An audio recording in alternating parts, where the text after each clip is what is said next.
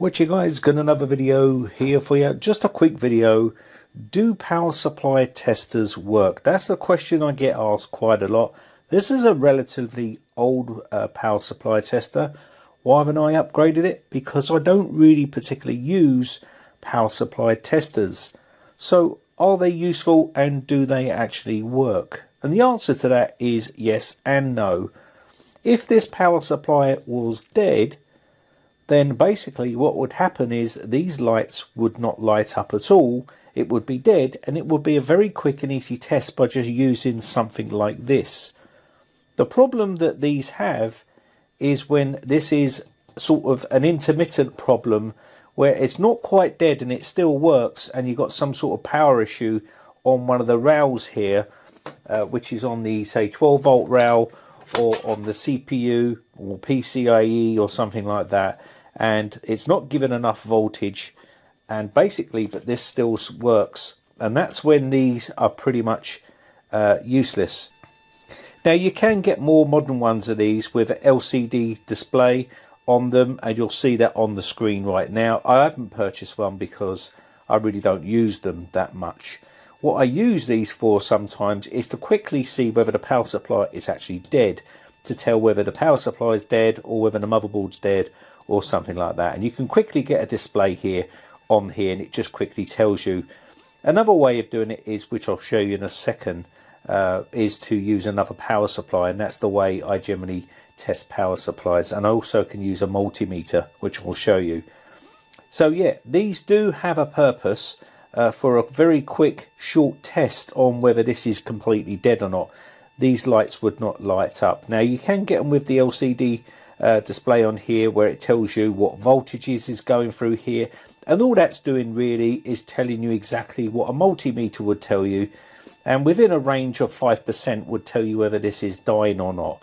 So whether you want to purchase one of these, you can see them online pretty cheap. Whether you want to purchase one of these and test power supplies with them, by all means, that's entirely up to you. The problem with these is they don't put any load on the system here to see whether it's causing a problem, and all you're going to get is a bunch of fancy lights showing up here. So it's not really going to tell you too much if this is failing and not failed yet. That's the problem. So let me quickly just show you here. I've got some power going in here, and I've got a multimeter here.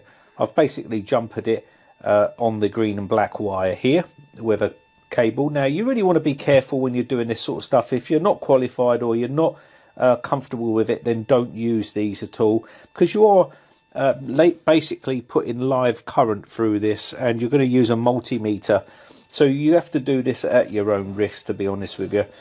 But all you'd need to do here is power on your multimeter here.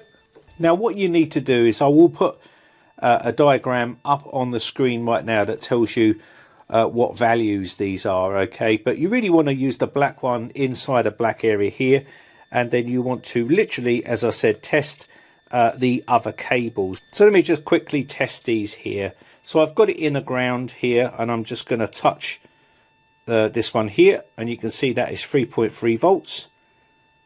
And this one here is a ground, and we've got another one here, 5.1.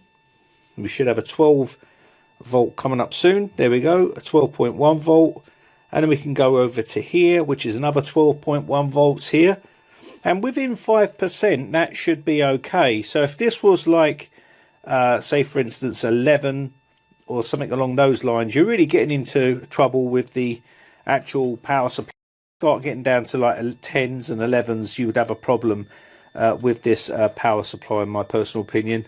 Now if you want to test a computer with a known good power supply, let's just say that this is working. What you would do is you would plug in the power supply and turn it on, and make sure it's powered on, and this is on your bench. You would leave the PC as it is in situ with the old power supply in there and stuff like that. All you'd need to do is remove the CPU cable, the 24-pin cable, and the graphics card cable. And you can see here, this is the one for this power supply, and you would be using this inside the PC and swapping them around. Same thing with the 24 pin, and the same thing with the graphics card cable here, if you was gonna be using that. Now sometimes I like to remove the graphics card and use a graphics card with no power to it, so that way it just bypasses any sort of issues with the graphics card. But if you want to leave the graphics card in there, you would definitely need these bunch of cables here.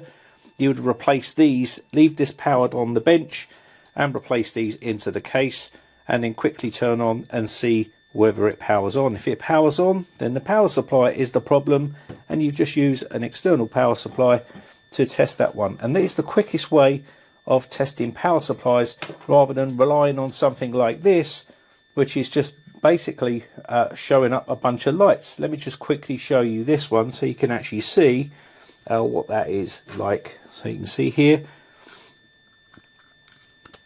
I'm just going to quickly put this cable in. And all this is doing, really, the modern ones, more modern ones, will literally have a display on them which are a little bit better. But you can see this is actually powering on, and we've got all our lights showing up here. It's just basically telling us we do have 12 volts.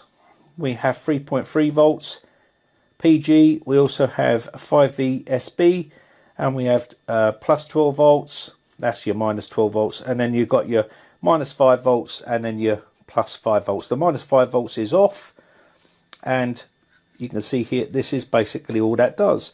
Doesn't really tell you much else about the power supply at all. It's just showing you a bunch of lights. Now if you went through here, you would then see on the more modern ones with the LCD, it'd actually tell you the voltage going through here. It might say, for instance, you are getting 12.2, 12.3, 11.10 or something like that. But on here you're only going to get a light. That's all you're going to get. So if these lights start disappearing on this older version, then it's possible the power supply could be bad. But if it was dead, these lights wouldn't come on at all, and that tells me the power supply is bad. Saves me having to get out a power supply and test a PC. Or you can do it the PC method and quickly plug it in, whatever one suits you. I prefer the power supply method rather than this. This is a quick reference for a dead power supply, which is a very quick way of testing it, and that's all I use a power supply tester for, really, if I'm going to use one. Anyway, I hope this one helps you out and answers all your questions about power supply testers. Personally, I don't particularly use them. I'd rather use a known good power supply and a multimeter if I'm going to be doing that. Anyway, that is about it for this video. My name has been Brian from briteccomputers.co.uk. A big shout out to all my YouTube members who have joined my YouTube members group. I really do appreciate the support, and I shall see you again for another video real soon. Thanks again for watching. Bye for now.